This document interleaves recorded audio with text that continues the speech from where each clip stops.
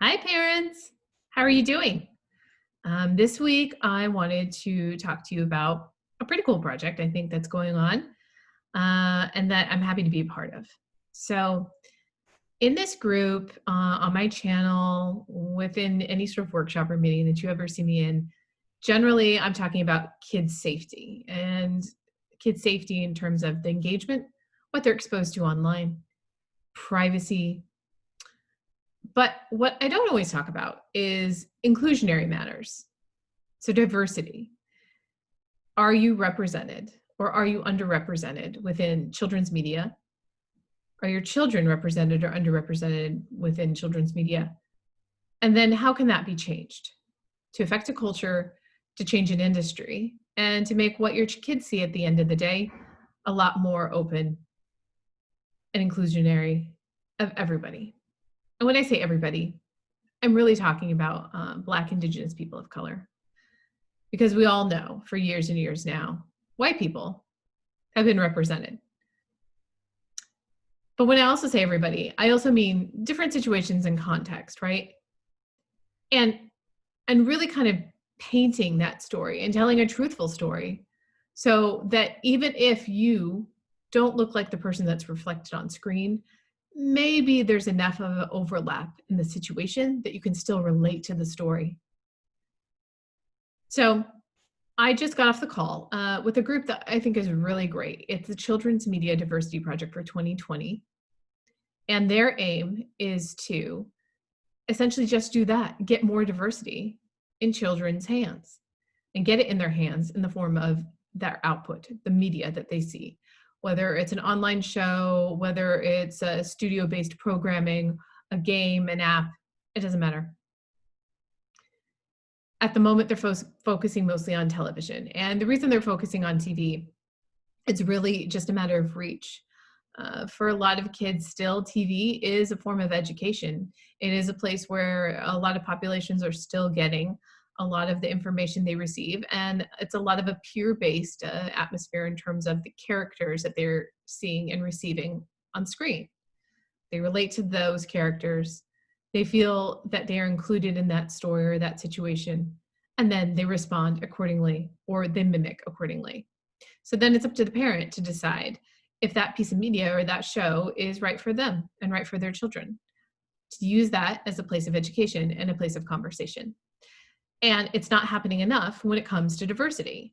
So the project is going to try to change that and change it from both sides. One, from a curriculum base. So to really influence educators to have more of an open and diverse conversation to be added into the curriculum so that the parents can then also receive that curriculum and have diversity literacy within their own home.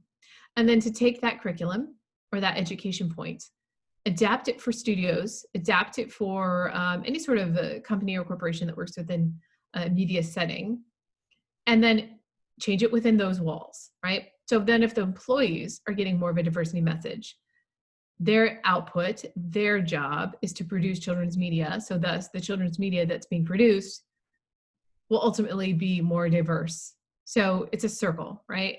I've been working on this for quite some time in terms of, as I said at the top of this, in terms of privacy, in terms of strategic messaging when it comes to safety, when it comes to making sure children understand what is good and what is bad in terms of content and in terms of the culture and the world around them.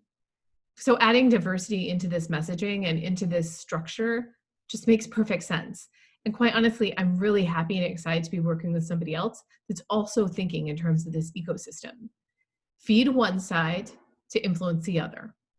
Educate the parents, educate the educators, educate the children to influence the content creators, how they create and ultimately circle back and influence the kids to then inform the parents, and we go on and on. So my question to you is, when you think about diversity, and you think about diversity in media, what do you look for? Do you look for a represented population or an underrepresented population? Do you look for something that would be kind of open and free, or maybe to teach you and use it as a tool to teach your children about a population that they're not exposed to on a daily basis? It could be anything from the PBS show Molly from Denali, right? That's only one example of a positive representation. And it's only one example recently of an indigenous population. There was an educator on the call. There's only one show that we can all think of right now that even remotely has an Indian population represented. And it takes a very, very small slice of a giant, giant culture, ecosystem, and country. And just by me even saying that, I've devalued the diversity within India's walls.